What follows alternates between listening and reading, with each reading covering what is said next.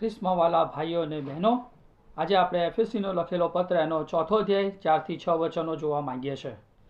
જો તેનું કોઈ શીર્ષક આપી શકાય તેમ હોય તો જે આપણને એક બનાવે છે, ઈશ્વરનું વચન એ મને તમને એક બનાવે છે, એ વાત આપણને શીખવા મળે છે. માટે જ 4થો અધ્યાય એની 4થી કલમ અને 5 અને 6 કલમ આ પ્રમાણે કહે છે, જેમ તમારા તેડાની એક આશામાં તમને તેડવામાં આવ્યા છે, તેમ એક શરીર તથા એક આત્મા, એક પ્રભુ, એક વિશ્વાસ, એક બાપ્તિસ્મા, એક ઈશ્વર એટલે સર્વના પિતા, તે સર્વ ઉપર તથા સર્વ મધ્યે તથા આ પણ સર્વમાં છે. મિત્રો, આ વચન પ્રમાણે શા માટે આપણી વર્તણૂક અથવા આપણું વર્તન યોગ્ય રાખવું જોઈએ પ્રભુના બાળકો તરીકે અને શાંતિમાં રહેવું જોઈએ? એકતા શા માટે અને કેવી રીતે આવી શકે એ આજના વચનોમાંથી આપણે જોવા માંગીએ છીએ. અને આ વચનો આપણને મંડળીની એકતામાં જોડાઈ રહેવા માટે મૂળભૂત કારણો આપે છે. પરંતુ આજે મંડળીમાં તમે જુઓ તો શાંતિ અને એકતાનો અભાવ જોવા મળે છે. પરંતુ આપણે 7 આત્મિક સત્યો જોવા માંગીએ છીએ આજે, કે જેમાં હું અને તમે એકતાના બંધનમાં આવી શકીએ અને આપણા જીવનોમાં એ શાંતિ એ જોઈ શકાય છે અને એ સંબંધો એ પ્રભુને મહિમા આપનારા બને છે. અને પહેલી વસ્તુ જે સત્ય આપણને શીખવા મળે છે એ તો કહે છે કે એક શરીર. પ્રભુના બાળકો તરીકે આપણને ઘણા બધા નહીં, પણ વિશ્વાસી તરીકે એક જ શરીરની વાત અહીંયા કરી છે.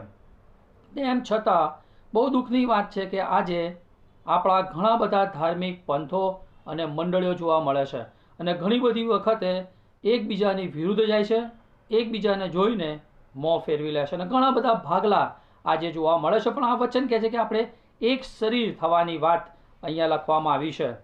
અને પ્રભુના બાળકો તરીકે કદાચ આપણી જાતિ અલગ હોય, રંગ, ભાષા, બોલી, દેશ, સંસ્કૃતિ, પહેરવેશ, દેખાવ, કામ, આપણા રીતભાત, રિવાજો ભલે જુદા જુદા હોય, પણ તેમ છતાં ખ્રિસ્તમાં હું ને તમે એક શરીર છે. ઈશ્વર શું કરે છે તે આપણે જોઈએ તો જે પ્રભુ પર વિશ્વાસ કરે છે અને તેમને અનુસરે છે, તેઓને ઈશ્વર એક શરીર બનાવે છે. જ્યારે વ્યક્તિ પ્રભુ ઈસુ ખ્રિસ્તને અંગત તારનાર, પ્રભુ તરીકે સ્વીકારીને એમની પર વિશ્વાસ મૂકે છે, ત્યારે 6 બાબતો એ વ્યક્તિમાં અથવા વિશ્વાસીના જીવનમાં જોવા મળે છે અને વિશ્વાસીને ખ્રિસ્તના શરીરમાં મૂકવામાં આવે છે. પહેલી વસ્તુ જે જોવા મળે છે કે જ્યારે વિશ્વાસ કરે છે કોઈ પણ વ્યક્તિ પ્રભુ ઈસુ પર, ત્યારે કહે છે કે એ નવો આત્મિક જન્મ પ્રાપ્ત કરે છે. 1 યોહાન 1:12-13 પ્રમાણે. બીજું કે નવું સર્જન થાય છે, એ નવો માનવી બને છે. 2 કોરિન્થી 5:17 પ્રમાણે. બીજો પિત્તર 1 અને 4 પ્રમાણે ઈશ્વરનો જે દૈવી સ્વભાવ છે એ વિશ્વાસીમાં મૂકવામાં આવે છે. યોહાન 14:16-17, 1 કોરિન્થી 3:16, 6 અધ્યાય 19 અને 20 વચન પ્રમાણે કે છે ઈશ્વર પોતાનો પવિત્ર આત્મા વિશ્વાસીમાં મૂકે છે. અને આ બહુ અગત્યનું છે કે જ્યારે આપણે તારણ પામ્યા છે તો પવિત્ર આત્મા એ વિશ્વાસીના જીવનમાં આવે છે. બીજું જુઓ તો ગલાતી 5:22 અને 23 પ્રમાણે કે છે ફળ આપણામાં દેખાય છે. ખ્રિસ્તી વ્યક્તિમાં એ ફળ દેખાય છે. જે પ્રેમ, આનંદ, શાંતિ, સહનશીલતાની જે વાત કરી છે એ ફળ આપણામાં દેખાય છે. અને છેલ્લું જે 6થું જોવા મળે છે કે ઈશ્વર જે શરીર બનાવ્યું છે તેમાં મૂકે છે, એટલે કે મંડળીમાં.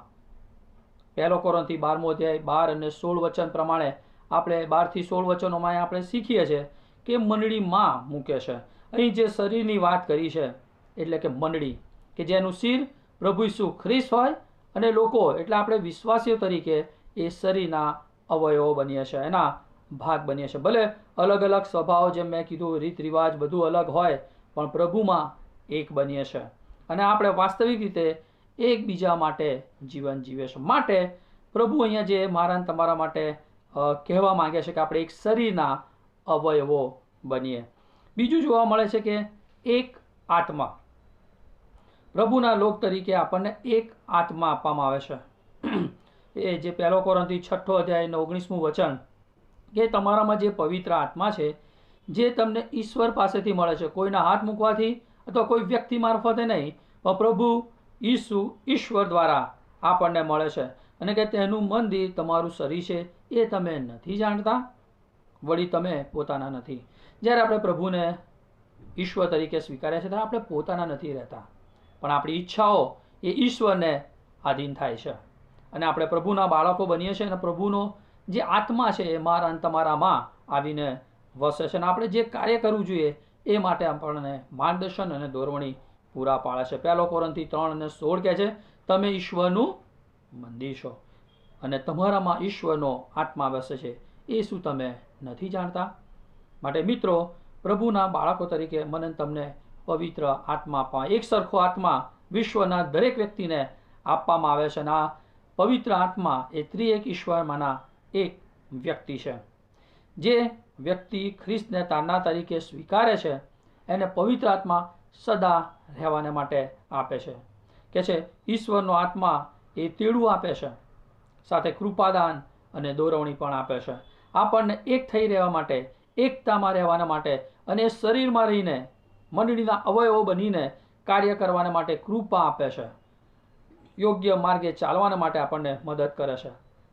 એકતામાં જોડાઈ રહેવાના માટે, યોગ્ય વર્તણૂક રાખવાના માટે આત્મા મારી અને તમારી મંડળીની સહાય કરે છે. ત્રીજી વસ્તુ અહીંયા જે આપણને જોવા મળે છે કે એક આશા. વિશ્વાસીઓ પાસે અનેક આશાઓ નથી, પણ એક આશા છે અને તે પણ કોનામાં? પ્રભુ ઈસુ ખ્રિસ્તમાં. એકમાત્ર એક, કેવળ અને કેવળ પ્રભુ ઈસુ ખ્રિસ્તમાં આપણને આશા છે. પાપોમાંથી બચાવનાર, ઉદ્ધારનાર તરીકેની આશા કેવળ પ્રભુ ઈસુ ખ્રિસ્તમાં છે. ખ્રિસ્તના બીજા આગમન વખતે જેઓ કે છે ઉદ્ધાર પામેલા છે, તેઓને નવા આકાશ અને જે નવા પૃથ્વીની વાત કરી છે એમાં રહેવાની મહાન આશા છે. સ્વર્ગની વાત છે કે જ્યાં પ્રભુ પાસે મારે તમારે રહેવાનું છે, એની મહાન આશા એ વિશ્વાસીને આપવામાં આવે છે. એ છે તે જીવનમાં પ્રેમ, આનંદ, શાંતિ હશે, તેમાં એકતા હશે, તેમાં ભાઈચારો હશે અને ખ્રિસ્તમાં બધા સંપૂર્ણ થશે. એક મહાન આશા, એક ખાતરી મને તમને આપવામાં આવી છે અને એવી આશા કે આપણને બધા બંધનોમાંથી મુક્ત કરવામાં આવશે અને ઈશ્વર સાથે એક કરવામાં આવશે. આ મહાન આશામાં વિશ્વાસી તરીકે મારે તમારે જીવવાનું છે અને આ જે મહાન આશા છે જે મને તમને એકતામાં રહેવાના માટે અને શાંતિમાં રહેવાના માટે ઉત્તેજન આપે છે, મદદ કરે છે. ચોથી વાત કે છે પ્રભુના લોક તરીકે આપણે એક જ પ્રભુ છે. આખા વિશ્વના જે લોકો પ્રભુ ઈસુ ખ્રિસ્ત પર વિશ્વાસ કરે છે એનો એક જ પ્રભુ, અલગ અલગ પ્રભુ નથી, એક જ ઈશ્વર, એક જ માલિક, એક જ રાજા અને એક જ સ્વામી કે જેની આગળ આપણે ઘૂંટણે પડી શકીએ, જેની આગળ આપણા કાલાવાલાઓ કરી શકીએ, જેની આગળ આપણી અરજો કરી શકીએ એવો જો કોઈ હોય તો કેવળ પ્રભુ ઈસુ ખ્રિસ્ત, કે જેનાથી સર્વ છે અને હું ને તમે પણ એના આશરે જીવન જીવી રહ્યા છે. કે જે મારા અને તમારા માટે મૃત્યુ પામ્યા, દટાયા, ત્રીજા દિવસે સજીવન થયા અને ફરી પાછા લેવા આવનાર એ પ્રભુ ઈસુ ખ્રિસ્ત છે. એ મારો તમારો એકમાત્ર પ્રભુ છે. માટે બે વિશ્વાસીઓ તરીકે જ્યારે આપણે પ્રભુ ઈસુ ખ્રિસ્ત પર વિશ્વાસ કરીએ છીએ ત્યારે એકતામાં ચાલવાની જરૂર છે. કારણ કે આપણા પ્રભુ આપણા માટે એવી ઈચ્છા રાખે છે કે આપણા શરીરના ભાગ હોવાથી આપણે પવિત્ર, શુદ્ધ અને ફળ આપનારું જીવન જીવીએ. આપણામાં ભાગલા ના હોય, એક પ્રભુને પર વિશ્વાસ કરીએ છીએ ત્યારે આપણે સાથે ચાલીએ, એ જરૂરનું છે. પ્રભુ ઈસુ આપણા શરીરના શિર છે. આપણે શરીર છીએ, પ્રભુના લોકો તરીકે અલગ અલગ અવયવો છે, એ આપણા શિર છે. ત્યારે આપણે અવયવો તરીકે એકતામાં રહીએ, શાંતિના બંધનમાં જોડાયેલા રહીએ અને ત્યારે શક્ય બને કે જ્યારે આપણે પ્રભુ ઈસુ ખ્રિસ્તને આપણા પ્રભુ, માલિક, રાજા અને સ્વામી તરીકે સ્વીકારેલા હોય ત્યારે, અને આપણે એના દાસ હોઈએ. આપણી ઈચ્છા નહીં પણ એમની ઈચ્છા આપણા જીવનમાં આમીન અને પરિપૂર્ણ થતી હોવી જોઈએ. અહીંયા પાંચમી વસ્તુ જે આપણને શીખવા મળે છે કે છે એક જ વિશ્વાસ. પ્રભુના લોક તરીકે આપણે અલગ અલગ વિશ્વાસમાં માનવાની જરૂર નથી. કોઈ વ્યક્તિ, વસ્તુ અથવા કોઈ સ્થળ પર વિશ્વાસ કરવાની જરૂર નથી, પણ મારો અને તમારો વિશ્વાસ કેવળ પ્રભુ ઈસુ ખ્રિસ્ત પર જ હોવો જોઈએ, કે જે મને તમને ઈશ્વરની હાજરીમાં લઈ જાય છે, જે મને તમને ઈશ્વરના અનુભવમાં લઈ જાય છે. એ વિશ્વાસ મને તમને વૃદ્ધિ આપે છે અને પ્રભુમાં આગળ વધવા સહાયને મદદ કરે છે. ખ્રિસ્ત પર વિશ્વાસ કરવા દ્વારા જ આપણે ઈશ્વરના બાળકો બની શકીએ છીએ અને ઈશ્વર આપણને એમના બાળકો તરીકે પણ આપણો સ્વીકાર કરે છે. એટલે દરેક વિશ્વાસીને એક જ માર્ગ દ્વારા ઈશ્વર પાસે લાવવામાં આવે છે અને તે છે પ્રભુ ઈસુ ખ્રિસ્ત. કારણ કે વચન કહે છે યોહાન 14:6 કે માર્ગ, સત્ય તથા જીવન હું છું. એક માર્ગ છે અને એના પર વિશ્વાસ કરવા દ્વારા, એ સત્ય માર્ગ પર વિશ્વાસ કરવા દ્વારા મને તમને સદાકાળનું જીવન મળે છે. માટે આપણો એક જ વિશ્વાસ એ પ્રભુ ઈસુ ખ્રિસ્ત પર હોવો જોઈએ. જે વિશ્વાસ મને તમને એક જ જગ્યા પર, એક ગ્રાઉન્ડ અને એક લેવલ પર મને તમને લઈ જાય છે. માટે મંડળીના લોકો તરીકે આપણે એક જ વિશ્વાસમાં હોઈએ તારામાં આપણામાં ભાગલા ના પડવા જોઈએ. આપણામાં ઝઘડા, મુશ્કેલીઓ કે આવા પ્રશ્નો આપણે ઊભા કરતા ના હોવા જોઈએ કે એવા પ્રશ્નોમાં મારે તમારે સામેલ થવાની જરૂર નથી. માટે પ્રભુના લોક તરીકે પ્રભુ પર વિશ્વાસ કરીને પ્રભુમાં આગળ વધવાની જરૂર છે અને આપણા જીવનો દ્વારા એકતા સ્થપાય અને શાંતિના ભાઈચારામાં આગળ વધીએ એમાં વચન મને તમને શીખવે છે. સાથે છઠ્ઠું જે બાબત આપણને જોવા મળે છે કે એક બાપ્તિસ્મા, અહીંયા એક જ બાપ્તિસ્માની વાત લખી છે. જ્યારે આપણે પ્રભુ ઈસુ ખ્રિસ્ત પર વિશ્વાસ કરીએ છીએ, આપણા પાપોનું ભાન થાય છે, આપણા પાપો કબૂલ કરીએ છીએ, પસ્તાવો કરીએ છીએ અને પ્રભુ ઈસુ ખ્રિસ્ત તરફથી આપણને માફી મળે છે, ત્યારે આપણે એમનું બાળક બનીએ છીએ. અને ત્યારબાદ આપણે જે બાપ્તિસ્મા લઈએ છીએ પાણીની કુંડીમાં અને જ્યારે ઊભા થઈએ છીએ, એ જે બાબત બતાવે છે કે આપણે નવો જે જૂનું માણસપણું હતું, જૂનો સ્વભાવ હતો, એ મરી જાય છે અને પ્રભુ ઈસુ ખ્રિસ્તમાં એ મને તમને ઉઠાડવામાં આવે છે. એમનો નવો સ્વભાવ એ મને તમને આપવામાં આવે છે. માટે એ બાપ્તિસ્મા આપણે પ્રભુને સ્વીકારે છે એની જાહેરમાં કબૂલાત કરવામાં આવે છે. અને માટે જ વચન કહે છે, 1 કોરિન્થી 12મો અધ્યાય અને 13મું વચન કહે છે, કેમ કે યહૂદી કે ગ્રીક, દાસ કે સ્વતંત્ર, આપણે સર્વ એક આત્માથી બાપ્તિસ્મા પામીને એક શરીરરૂપ થયા. અહીંયા બધો જ શાસ્ત્ર ભાગમાં બધી જ જગ્યાએ જોઈએ તો એક શબ્દ કોમન છે. માટે એક જ બાપ્તિસ્મા અને એ પણ એક આત્મા દ્વારા આપણને મળે છે. અને કહે છે આપણ સર્વને એક આત્માનું પાન કરાવવામાં આવ્યું છે. માટે આપણે એક જ બાપ્તિસ્મા એ પામવાની જરૂર છે, લેવાની જરૂર છે વિશ્વાસીઓ તરીકે, જે આપણને પાપોની માફી મળે છે અને એની જે જાહેરમાં કબૂલાત કરીએ છીએ કે હું પ્રભુનું બાળક છું. બરાબર, ખાલી ધાર્મિક ક્રિયાકાંડ તરીકે નહીં, પણ વાસ્તવિક અર્થમાં એ બાપ્તિસ્મા લેવાની જરૂર છે. ત્યારબાદ પવિત્ર આત્માથી સતત આપણે ભરપૂર થવાની જરૂર છે.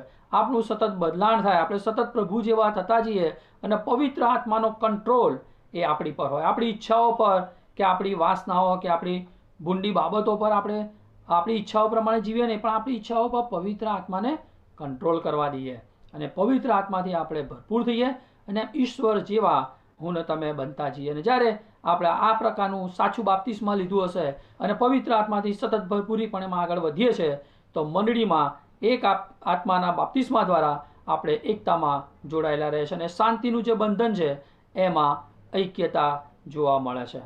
સાતમું અને છેલ્લું જે આપણને શીખવા મળે છે કે એક જ દેવ અને એક પિતા. પાઉલ ઈશ્વરને પિતા તરીકે સંબોધવાનું એમને બહુ ગમે છે અને અહીંયા એ રીતે એ ઈશ્વરને પિતા તરીકેનું સંબોધન કરે છે.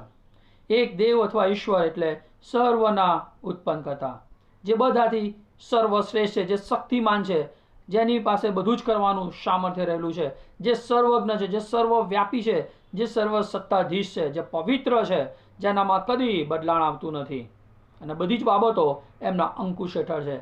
એવા ઈશ્વરની અહીંયા વાત કરે છે કે જેના દ્વારા આકાશ, પૃથ્વી, એનામાં બધું જ અને આપણું પણ સર્જન કર્યું છે. એવા મહાન ઈશ્વરની વાત અહીંયા લખી છે. એટલે પિતા, એવા પિતાની વાત લખી છે કે જે પોતાના બાળકોને પવિત્ર નિસ્વાર્થ પ્રેમ કરે છે અને દરેકને પોતાના બાળકો તરીકે પોતાનામાં રાખે છે, અંકુશમાં રાખે છે. અહીંયા ઉત્પન્ન કરતા ઈશ્વરના આધિપત્ય હેઠળ સર્વ બાબતો આવેલી છે. દરેક વિશ્વાસીને એક જ ઈશ્વર અને પિતા હોય તો પ્રશ્ન થાય, શા માટે આજે આપણામાં ભાગલા જોવા મળે છે? શા માટે પ્રશ્નો જોવા મળે છે? ઘરમાં પણ ઘણી બધી વખતે મુશ્કેલીઓ થાય, એક કુટુંબ તરીકે પણ બધા સાથે મળીને રહે છે. એક દિવસ, 2 દિવસ પછી ભૂલી જાય છે. પરંતુ આજે મંડળીમાં જે કાર્ય માટે એક ઈશ્વરની સેવા કરવા માટે ભેગા થઈએ છીએ, તેમ છતાંય ભાગલા જોવા મળે છે, પ્રશ્નો જોવા મળે છે. પ્રભુના લોકો તરીકે પણ એકબીજાથી મુખ ફેરવે છે, વાત નથી કરતા. પ્રભુના લોકો તરીકે આપણે શરીરના બે ભાગ કરી શકીએ નહીં, પણ આપણે શાંતિમાં અને એકતાના બંધનમાં જોડાયેલા રહેવું એ અગત્યનું છે. કારણ કે ઈશ્વર સર્વની ઉપર છે. સર્વ દ્વારા જ આપણે પ્રભુ દ્વારા ઉત્પન્ન કરવામાં આવે છે અને પ્રભુનો પવિત્ર આત્મા આપણા સર્વમાં કાર્યરત છે. માટે જ્યારે આપણે પ્રભુના લોક તરીકે એક કુટુંબના સભ્યો છીએ ત્યારે ઈશ્વર પર પ્રેમ કરીએ, ઈશ્વરની સેવા કરીએ, એકબીજાની કાળજી લઈએ, એકબીજા પર પણ પ્રેમ કરીએ. અને બહુ અગત્યનું છે કે ઈશ્વર પિતા યહોવા દેવ, ઈશ્વર પુત્ર એટલે પ્રભુ ઈસુ ખ્રિસ્ત અને પવિત્ર આત્મા જો ઐક્યતામાં છે તો મારે ને તમારે પ્રભુના લોક તરીકે, મંડળી તરીકે, કુટુંબ તરીકે આપણે એકતામાં રહેવાની જરૂર છે. અને આપણા સંબંધોમાં એ શાંતિ હોય અને સાથે મળીને જીવંત ઈશ્વરની મારે ને તમારે સેવા કરવાની છે. માટે આપણે ઝઘડા કરવાનું, લડાઈ ઝઘડો છે, કંકાસ છે, ટંટો છે, એ બધી બાબતો મૂકી દઈએ અને પ્રભુ આપણને જે કહે છે ને એ પ્રકારનું આપણે જીવન જીવીએ અને ઈશ્વરમાં સાથે મળીને વૃદ્ધિ પામીએ, આગળ વધીએ અને આપણું જે દર્શન છે એ તો નાશમાં જતા લોકોને પ્રભુની પાસે લાવવાનો છે. જે અગ્નિમાં એ લોકો જઈ રહ્યા છે એ અગ્નિમાંથી એમને ખેંચીને પ્રભુમાં લાવવાની જરૂર છે. સ્વર્ગીય વારસાના ભાગીદાર બનાવવાની જરૂર છે. અને એ માટે બહુ અગત્યનું છે કે આપણે પ્રભુના લોક તરીકે એકતામાં રહીએ, સંપ રાખીએ અને શાંતિમાં જીવન જીવીએ એમ આગળ વધીએ. માટે આ વચન પ્રમાણે આપણે જોયું કે પ્રભુનો આત્મા, ઈશ્વરનું વચન આપણને એક બનાવે છે. ત્યારે આપણે એકતાના બંધનમાં રહીએ અને પ્રભુને મહિમા આપનારું જીવન જીવે. Thank you very much. Amen.